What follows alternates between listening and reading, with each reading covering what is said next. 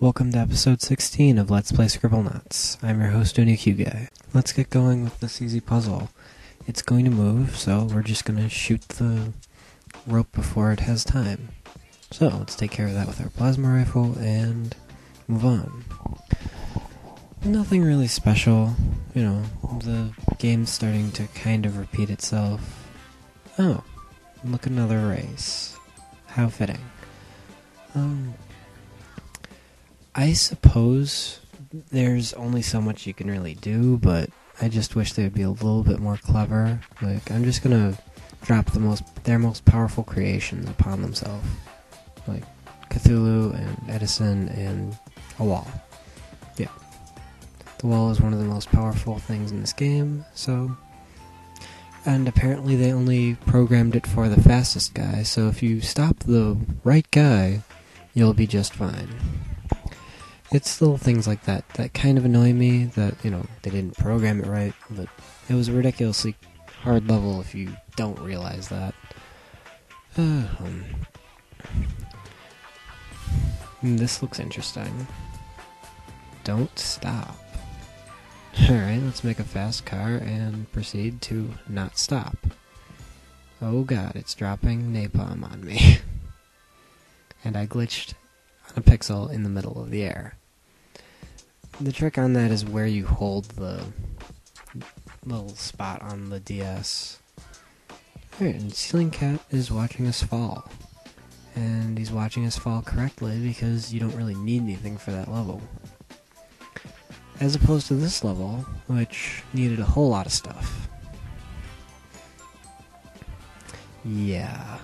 Okay. First and foremost, I have to take care of the thing that it doesn't show you.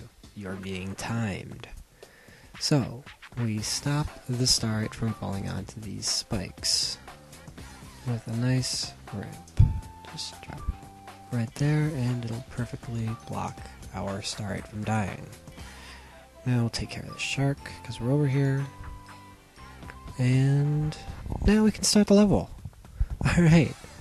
I'm going to use some of the older flying creatures that haven't been used in a little while, just for ease of... God damn it, Pegasus, you're useless. Alright, so back to the pterodon. And now I've hit an issue. The door doesn't open. I'm not sure why it's not opening, but it didn't open. None of the times that I've done this, so I've had to resort to shrinking it and then shrinking myself. Then getting off what I'm riding, pulling that through, and moving on. For some reason, he wanted to go back and get stuck in the wall. It's fine. I'd rather move on, though. Okay, next obstacle is the cop, which you lead off the edge to his doom. Stupid cop. Okay. Our pterodon is going to sit over there while we make an Amazon river dolphin. But it's not quite small enough yet, so we need to shrink it too. Because Maxwell, when he's small, can only ride things that are small as well.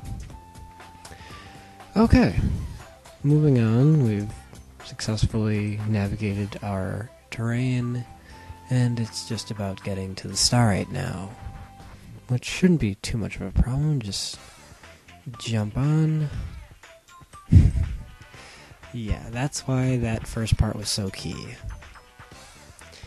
And now another overly complicated puzzle. Huh.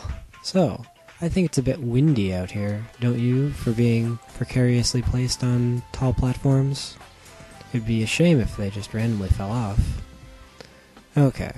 Now we're going to set this up for a little bit later, and we're going to open up the hatch, because that's what a switch right next to the lava would do, not turn off the slow-moving platform.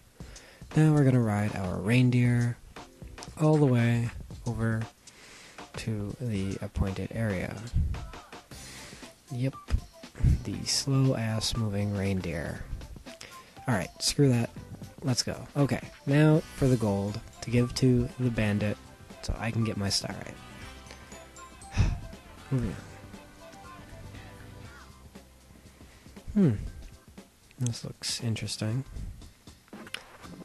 Man, they really hate the fourth Indiana Jones. I mean, they're constantly just hitting on it one after another. I mean, there have been 2 or 3 stages now that just have been hitting on Indiana Jones. I mean, come on. There are other franchises out there that deserve it. Okay, so we're going to take our jetpack, which Indiana Jones would have loved to have, and fly over the... Yeah, that goose was the most obscure way I could think of solving that. Here's another one that involves my movement, so I'm going to make the Starlight float. Not a whole lot going on in the gaming world that I'm aware of at this point. People are all psyched up about Modern Warfare 2, and there's not really that many other amazing games coming out. Spirit Tracks just hit the markets, but that's something that just bugs me when they try to move a franchise too far into the future. So I'm going to take my favorite flying object for this one. So I'm a big fan of the pterodon, as you know, but it's just the quickest flying creature that you can ride on without having too many issues. It can attack.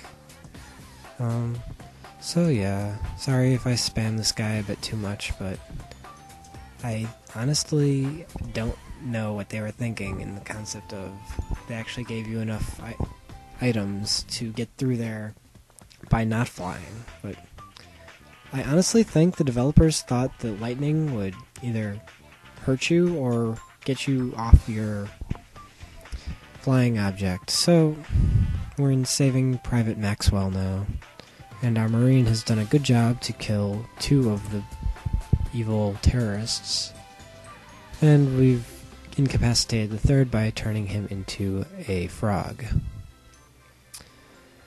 And my personal thing on these flying guys, the Sphinx is the least rated. Like, everyone always goes for the Pegasus or the Pterodon, but I think the Sphinx deserves more credit.